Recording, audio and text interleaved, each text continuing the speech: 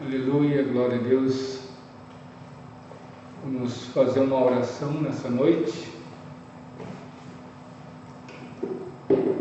Senhor Jesus, te damos graças pela morte do teu Filho na cruz do Calvário. Por causa da morte do Cordeiro na cruz, nós estamos aqui.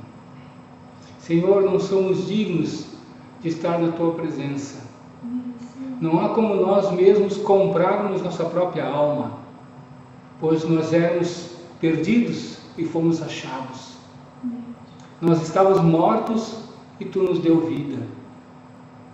Através da obra redentora de Jesus na cruz, tu nos resgatou do nosso fútil procedimento. Pai, não há justiça em nós. A justiça é a do teu Filho na tua presença. Essa é a justiça. Nós nos apresentaremos diante de ti através do teu Filho. Nós cremos na obra do teu Filho. Na justiça do teu Filho nós seremos arrebatados. Na tua justiça nós seremos salvos. E eu te agradeço em nome de Jesus pela tua bondade e tua misericórdia para conosco nesta noite. Amém. Amém. Podemos sentar. A mensagem dessa noite é: a cruz e o sangue do ungido Jesus jamais perderá o poder. Vou repetir esse título desta mensagem nessa noite. A cruz e o sangue do ungido Jesus Cristo, do ungido Jesus, jamais perderá o poder. Aleluia. Vamos abrir a Bíblia em 1 Coríntios 2, 2 a 5. 1 Coríntios 2, 2 a 5. Glória a Deus. Aleluias. Bendito é o nome de Jesus. Bendito é o nome de Jesus. A Ele seja a glória. Nós nos humilhamos diante do Senhor nessa noite. E Ele seja exaltado. Do 2 a 5. Diz assim: pois decidi nada saber entre vocês, a não ser Jesus Cristo este crucificado. E foi com fraqueza, temor e com muito tremor que eu estive entre vocês. Minha mensagem, minha pregação, não consistiram em palavras persuasivas de sabedoria, mas consistiram em demonstração do poder do Espírito, para que a fé que vocês têm não se baseasse na sabedoria humana, mas no poder de Deus. Aleluia. Paulo diz na sua carta em 1 Coríntios que a sua palavra e a sua pregação não consistiram em palavras persuasivas de sabedoria humana, mas em demonstração do Espírito e de poder, para que a fé dos coríntios não se baseasse em sabedoria humana, mas sim no poder de Deus. Que sabedoria é esta? Esta é a sabedoria de Cristo crucificado. Esta é a sabedoria de Cristo na cruz. É a sabedoria de Deus revelado em Cristo Jesus. É a morte do Cordeiro. É o sangue do Cordeiro derramado. Então Paulo, ao escrever aos Coríntios, Paulo diz que a sua palavra e a sua pregação não estava repousada, não estava embasada em sabedoria humana, mas em demonstração do Espírito e de poder. Porque essa sabedoria que vem dos céus, ela vem através do sangue do Cordeiro, ela vem através do corpo de Cristo na cruz do Calvário. Então Paulo não queria saber mais nada, não queria pregar outra coisa, a não ser a Jesus Cristo e este crucificado. E eu quero nessa noite levar esta mensagem, a mensagem de Cristo Jesus, a mensagem da cruz e do sangue, que jamais perderá o seu poder. Eu também quero aprender como Paulo, a não levar outro evangelho, a não ser o evangelho da cruz e do sangue. Mas, afinal de contas, o que é o sangue? Por que o sangue? Por que foi necessário que Jesus Cristo morresse na cruz e derramasse seu precioso sangue ali na cruz do Calvário? Por que houve essa necessidade? Por que o sangue? O que há no sangue? Vamos ler em Levíticos 17, 10 a 14. Levíticos 17, 10 a 14.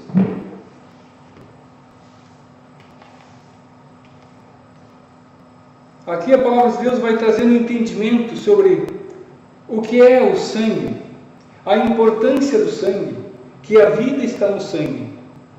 E diz assim, Levíticos capítulo 17, versículo 10 a 14. Todo israelita ou estrangeiro residente que comer sangue de qualquer animal, contra esse eu me voltarei e o eliminarei do meio do seu povo. Pois a vida da carne está no sangue, e eu o dei a vocês para fazerem propiciação por si mesmos no altar. É o sangue que faz propiciação pela vida. Por isso digo aos israelitas, nenhum de vocês poderá comer sangue, nem também o estrangeiro residente.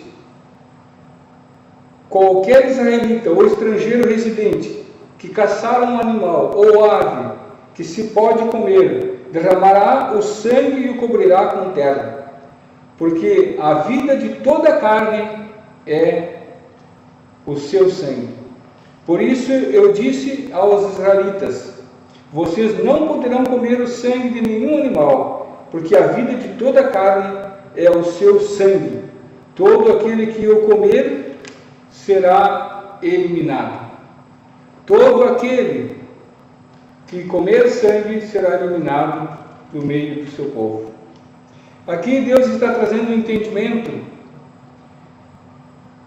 aos israelitas e também à igreja que a vida está no sangue.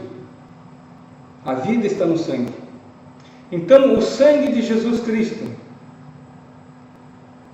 Jesus Cristo, quando morreu na cruz do Calvário, Ele derramou a sua vida por nós.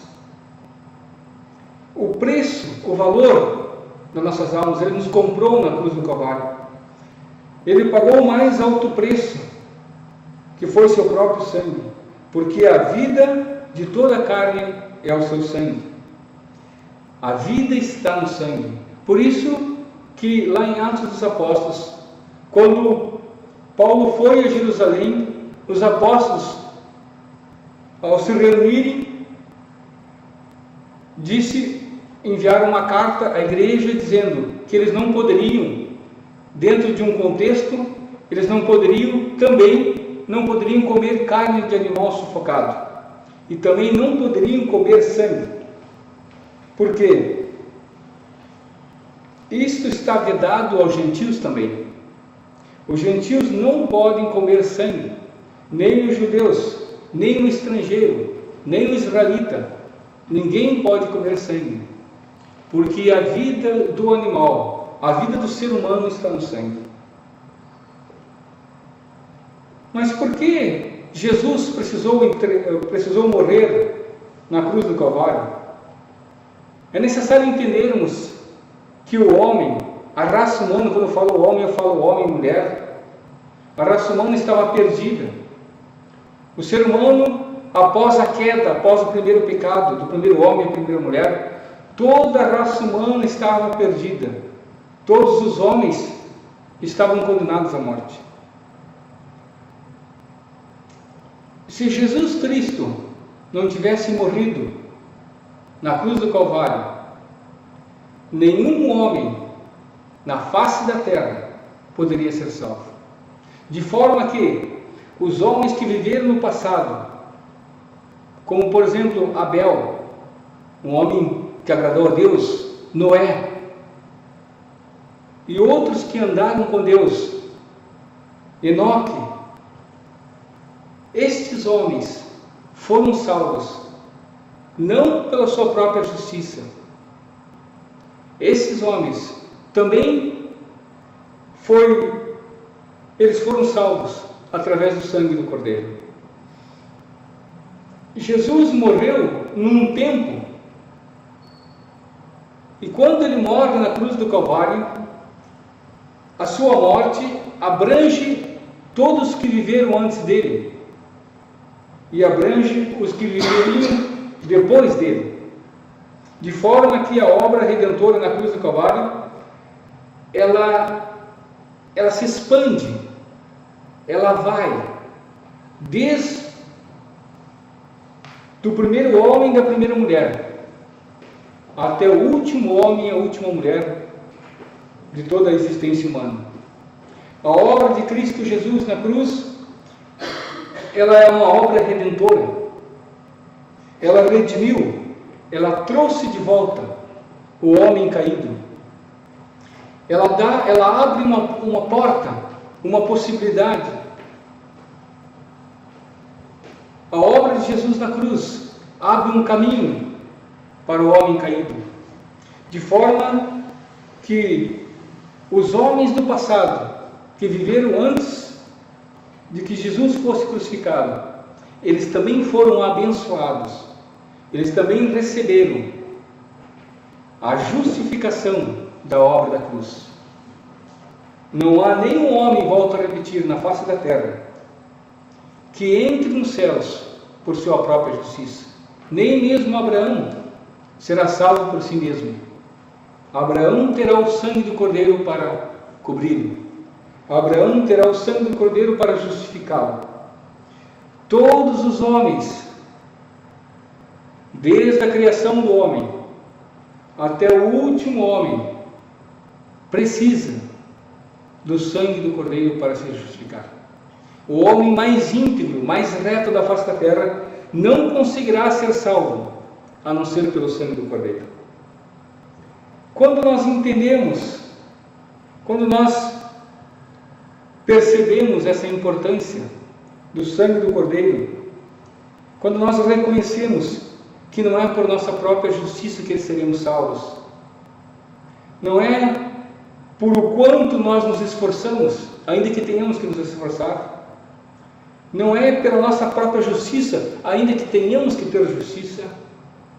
Quando nós compreendemos que nenhum homem na face da terra conseguirá ser salvo por si mesmo, então nós percebemos a importância desse sangue, o valor desse sangue. O Cordeiro de Deus morreu por todos os homens, do primeiro homem e da primeira mulher ao último homem e à última mulher. Isso é fascinante. Você já pensou nisso? Você alguma vez meditou sobre isso? Que o sangue do Cordeiro, ele abrange, ele atinge todos os homens em todas as gerações? Isso para mim é fantástico. Isso para mim é maravilhoso. Eu confesso que eu sei pouco sobre o sangue do Cordeiro. Eu conheço pouco Jesus, muito pouco. Mas eu desejo conhecê-lo mais. Eu desejo conhecer o poder do sangue, o poder do sacrifício de Jesus na cruz do Calvário. Eu peço a Deus, em nome de Jesus, que Ele me conceda revelação, que Ele me dê entendimento, discernimento desta obra. Eu sei que eu tenho uma fagulha de conhecimento desta obra. É uma fagulha. É como um grão de areia, o meu conhecimento sobre a obra de Jesus na cruz. Mas eu desejo, sim, que esse conhecimento que os apóstolos tiveram, que Paulo teve, a ponto de escrever aos Coríntios: eu nada quis saber entre vocês, a não ser a Jesus Cristo e este crucificado. Assim eu desejo para a minha vida, assim eu desejo para a tua vida. Eu quero agora com os irmãos caminharmos, fazermos uma caminhada até o Calvário. eu desejo com os irmãos fazermos uma peregrinação até o Calvário, de uma forma um pouquinho diferente, talvez, que você esteja acostumado a chegar no Calvário. Primeiro eu quero compartilhar com os irmãos que o nome Jesus, esse nome que está acima de todo nome, ele é a forma grega do nome Josué, que significa o Senhor salva. O nome Jesus tem este sentido, o Senhor salva. Quando eu chamo Jesus, eu estou dizendo, o Senhor salva. Senhor salva, fala comigo. O Senhor salva está aqui. O Senhor salva me abençoou. O Senhor dos céus e da terra. Então Jesus é a forma grega de Josué. Josué quer dizer, Deus é salvação, Javé é salvação, Jeová é auxílio. Então esse nome Jesus, ele é muito precioso. Ele traz consigo algo poderoso. Deus é a salvação. Isso é magnífico. Javé é salvação, Jeová é auxílio. É isso que quer dizer Jesus. Quando nós falamos o nome de Jesus, nós não percebemos a dimensão desse nome. E aqui eu posso ver quão magnífico é este nome. Jesus quer dizer o Senhor salva. Mas as Escrituras também dizem que o nome dele é Emanuel, que quer dizer Deus conosco. Está em Mateus capítulo 1, versículo 23, eu não vou ler, mas está registrado ali, que ele seria chamado Emanuel. E o que quer dizer Emanuel? Deus conosco. Então o nome de Jesus é assim: o Senhor salva, Deus conosco. Ou Deus conosco, o Senhor salva. Nome e sobrenome de Jesus. Deus conosco, o Senhor salva. Primeiramente, o profeta disse que ele seria chamado Deus conosco. Depois o anjo aparece a José, esposo da Maria, e diz para ele que o filho que ela geraria em seu ventre seria chamado o Senhor salva. Então eu posso afirmar aqui que Jesus, o nome dele é assim: Deus conosco, o Senhor salva.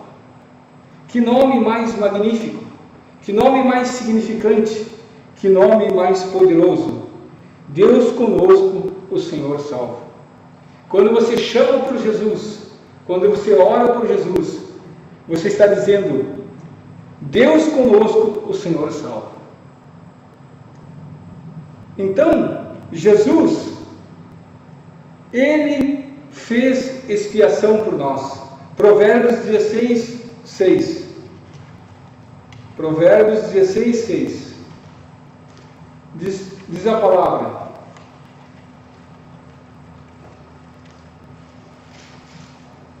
Provérbios 16, 6. Diz assim: com amor e fidelidade se faz expiação pelo pecado, com o temor do Senhor o homem evita o mal. Aqui está: com amor e fidelidade se faz expiação pelo pecado. Jesus Cristo, Deus, expressou o seu amor e a sua fidelidade, o seu maior amor. Deus expressou o seu maior amor. Deus fez expiação pelos nossos pecados, enviando o seu único Filho ao mundo, com amor e fidelidade. Isso é tremendo. Alguns dias atrás nós ouvimos o testemunho de 3 pessoas, 3 amados, que deram testemunho de uma situação, e os 3 abordaram praticamente as mesmas coisas, porém com enfoques diferentes. E eu quero aqui apresentar Jesus desta maneira, deste ângulo. Deus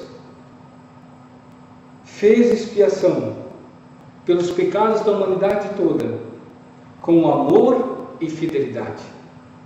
Glória a Deus. O que é expiação? Expiação isso diz no dicionário, purificação, quer dizer, purificação de crimes ou faltas cometidas. Para nós, crimes e faltas cometidas é pecados. Então, Jesus nos purificou dos nossos crimes, das nossas faltas cometidas, isto é, Ele nos purificou, Ele fez expiação pelos nossos pecados. Jesus também é a nossa propiciação. Jesus é a nossa propiciação. O que é propiciação?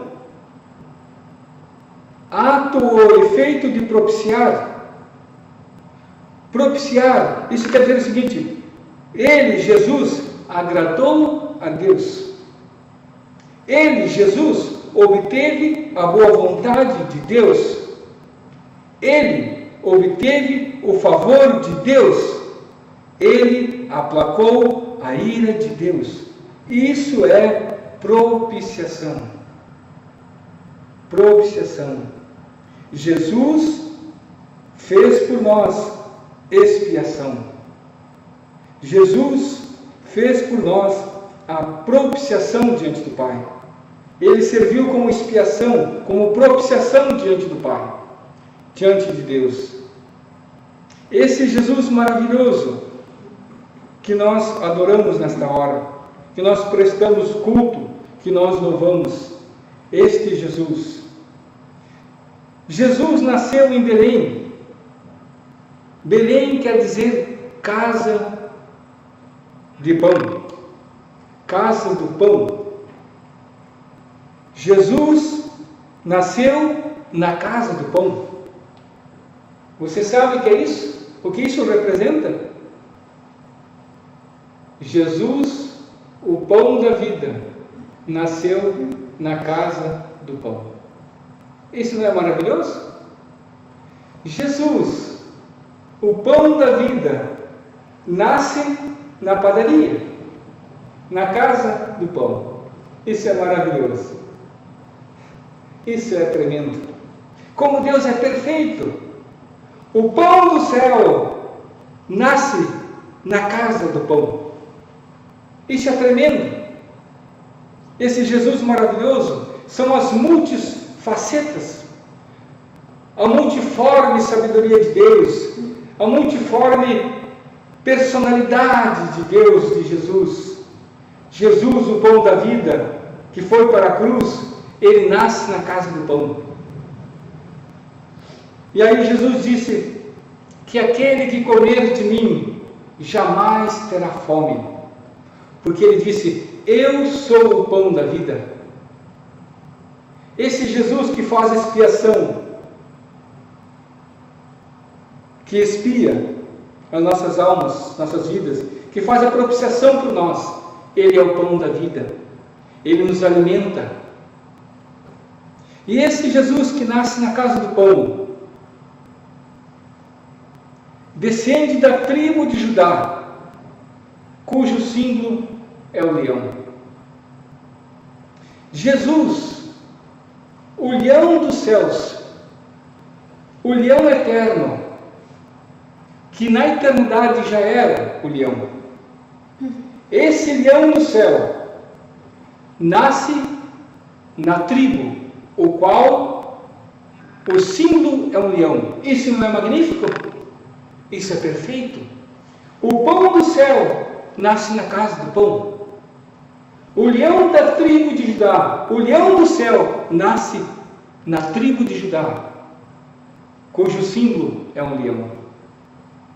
Esse é o Deus perfeito que nós amamos, que nós louvamos, que nós bendizemos. Jesus é o pão da vida. Jesus é o leão. E o leão da tribo de Judá está aqui. O leão da tribo de Judá está em Porto Alegre. O leão da tribo de Judá está no Rio Grande do Sul. O leão da tribo de Judá está nesse país. E ele reinará sobre essa nação. Jesus Cristo, o leão da tribo de Judá, reinará sobre a nação brasileira. Ele veio para governar. Esta é a hora do leão da tribo de Judá governar. E nós conclamamos, eu conclamo pela fé, que o leão da tribo de Judá vai reinar em nossas vidas e vai reinar sobre essa nação. O que era, o que é e o que há de vir reinará como leão da tribo de Judá nesta hora. Jesus saiu da casa do pão, isto é, Belém da Judéia. Belém da Judéia, casa do pão. Jesus saiu da casa do pão. E ele foi escondido por Deus das garras de Satanás. Foi escondido por Deus do rei Herodes no Egito, que quer dizer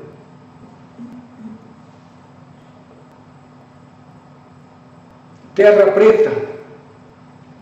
Jesus sai da casa do pão, vai para o Egito. Deus o esconde no Egito. E ele vem morar em Nazaré, que quer dizer consagrar-se a Deus. Olha quão maravilhoso, quão perfeito é esse Deus. O pão da vida nasce na casa do pão. Agora o pão da vida vai para o Egito se esconder na terra preta, na terra negra, melhor. Jesus se esconde lá na terra negra, o Pai esconde ele de Satanás, porque Satanás queria matá-lo, usando o rei Herodes e outros queriam matá-lo. Então, Jesus, depois de ser escondido no Egito, volta para Israel e vai morar em Nazaré, que quer dizer consagrar-se a Deus. Oh, glória! Que perfeito! O pão da vida nasce na casa do pão. O consagrado a Deus, o ungido, Jesus, o consagrado a Deus, vai morar onde? Em Nazaré, que quer dizer consagrar-se a Deus. Quando você come do pão que desceu do céu, quando tu come de Jesus e se alimenta de Jesus, você vai se consagrar. Você entrega a tua vida à consagração. Você entrega a tua vida à santificação. Aleluia! É isso que acontece conosco. Nós comemos do pão da vida e nos consagramos. E esse Jesus, que vai morar em Nazaré, ele é chamado Nazareno, que quer dizer renovo. O pão da vida vai morar em Nazaré, consagrar-se a Deus. E morando em consagrar-se a Deus, ele é chamado de renovo. Jesus é chamado de renovo. Um broto tenro, um broto novo. E eu fiquei impressionado com essa expressão. Jesus o renovo. Você conhece Jesus o renovo? Você já ouviu falar em Jesus o broto novo? O renovo? As pessoas na época de Jesus estavam acostumadas com a agricultura, com a colheita da uva, com as videiras, com os figos, com as romãs. E as pessoas na sua época estavam familiarizadas com o broto, com o renovo. E eu fiquei impressionado de ver que as Escrituras se referem a Jesus como o renovo, o broto novo. Jesus é o broto novo. Isso não é maravilhoso? Jesus foi chamado de Nazareno. E Nazareno quer dizer o renovo. Olha como é perfeito. Vamos ler Isaías 11:1. Isaías 11:1. Eu espero que Deus acrescente na sua vida nesta noite algo mais. Como me acrescentou quando eu buscava entendimento da parte do Senhor sobre este assunto, sobre a cruz e o sangue do ungido Jesus, que jamais perderá poder. Quando eu buscava entendimento, revelação do Senhor, eu me deparei com isto, com essa maravilha da sua palavra: Jesus, o renovo. Está escrito assim, Isaías 11:1: um ramo surgirá do tronco de Jessé, e das suas raízes brotará um renovo. Aleluia! Um ramo surgirá do tronco de Jessé, disse o profeta Isaías, inspirado pela unção de Deus, e das suas raízes brotará um renovo. E agora Jesus é chamado de Nazareno, veio morar em Nazaré, que quer dizer consagrar-se a Deus. O consagrado a Deus veio morar em consagrar-se a Deus. E agora Jesus é chamado o Nazareno, que quer dizer o renovo. E assim se cumpre o que Deus fala no livro de Isaías, capítulo 11, versículo 1. E das suas raízes brotará um renovo. Vamos ler Jeremias 33:15. Jeremias 33:15. Isso não é maravilhoso?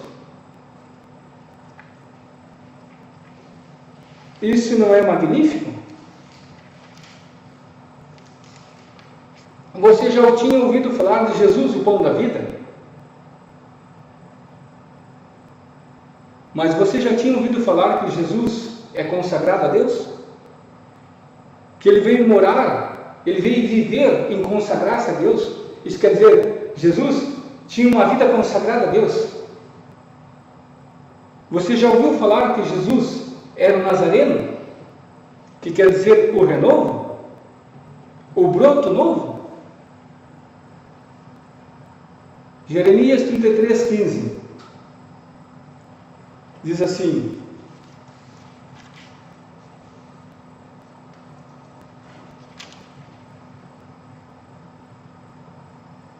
naqueles dias e naquela época farei brotar um renovo justo da linhagem de Davi. Ele fará o que é justo e certo na terra. Meu Pai querido, que tremendo esta palavra a respeito de Jesus. Naqueles dias, diz o Senhor, e naquela época, farei brotar um renovo justo. Um renovo justo. E na tua Bíblia, na NVI pelo menos, renovo está escrito com R maiúsculo. Naqueles dias e naquela época farei brotar um renovo justo. Jesus era justo, da linhagem de Davi. Jesus era descendente de Davi, ele é a raiz de Davi. Ele fará o que é justo e certo na terra. Isso é tremendo. Jesus, o renovo. Você já conhecia Jesus, o renovo? Você já conhecia o Nazareno? Jesus, o renovo. Ele diz: farei brotar a Davi. Vamos ler em Zacarias 3:8. Zacarias 3:8. Ouçam bem, sumo sacerdote Josué e seus companheiros sentados diante de você. Ouçam bem, sumo sacerdote Josué e seus companheiros sentados diante de você. Homens que simbolizam coisas que virão. Trarei o meu servo o renovo. Observe que ali renovo está com R maiúsculo. Então Deus diz: trarei o meu servo, o renovo. Jesus Cristo como renovo. Você já conhecia Jesus como renovo? Nesta noite eu te apresento Jesus, o Nazareno, o renovo, o broto novo. O renovo. Eu te apresento o renovo nesta noite. Nós não precisaremos ver as referências, mas vou falar algumas coisas a respeito do sangue do Cordeiro, o que o Cordeiro fez por nós. Está escrito: sem derramamento de sangue não há perdão. Há uma referência para cada frase que eu falar aqui. Sem derramamento de sangue não há perdão. O sangue de Jesus nos santifica. O sangue de Jesus é o sangue da aliança. O sangue de Jesus nos purifica de todo o pecado. O sangue de Jesus nos justifica e nos salva da ira de Deus. Cada texto desses, cada frase tem um versículo de referência. O sangue de Jesus nos aproxima de Deus. O sangue de Jesus nos redimiu e nos concedeu o perdão dos pecados. Isto é, nos readquiriu. Jesus, através do seu sangue, nos readquiriu para o Pai. Então, ao olhar para a cruz, ao olhar para o sangue, nós devemos nos alegrar. Nós devemos nos alegrar. Nós devemos jubilar. Nós devemos exaltar esse Jesus, glorificar este Jesus que derramou o seu precioso sangue, isto é, a sua vida, porque a vida está no sangue. 1 Pedro 1,8, para encerrarmos nesta noite. 1 Pedro 1,8.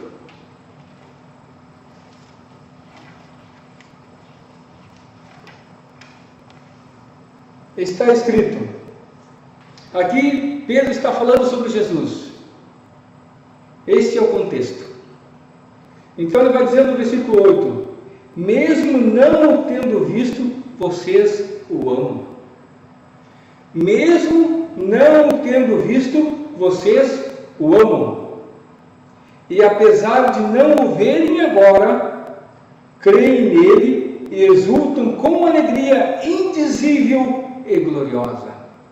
Eu estou sentindo alegria agora, ao falar sobre Jesus como o pão da vida, como o renovo, como o consagrado a Deus, como o leão da tribo de Judá, o leão eterno. Ao falar aqui que Jesus, o nome dele é Deus conosco, o Senhor salva. O Senhor salva, Deus conosco. Ao falar estas coisas sobre Jesus, eu simplesmente sinto alegria. E é isto que Pedro está dizendo, que nós, mesmo não o tendo visto, eu não ouvi Jesus. Jesus já apareceu para muitas pessoas. Jesus já se revelou a muitos homens, no passado e no presente. Jesus já se revelou a muitas pessoas. E eu nunca ouvi, mas eu sinto alegria agora, quando eu falo a respeito das características de Jesus. Quando eu creio na obra redentora, eu sinto alegria. E é isto que Pedro está dizendo. Mesmo não tendo visto, vocês o amam. Eu amo a Jesus, mesmo não tendo visto. E apesar de não o verem agora, creem nele e exultam com alegria indizível e gloriosa. Alegria indizível e gloriosa. Isto é uma alegria que transcende o natural. É uma alegria sobrenatural e inexplicável alegria. É de fato uma alegria inexplicável. Inexplicável essa alegria. Mesmo não o tendo visto, vocês o amam. Glória a Deus. Que isso seja profético sobre nossas vidas. E apesar de não o verem agora, creem nele e exultam com alegria indizível e gloriosa. Aleluia, glória a Deus. Eu me despeço dos irmãos com a paz e com alegria indizível de Cristo Jesus. Shalom, Shalom Adonai.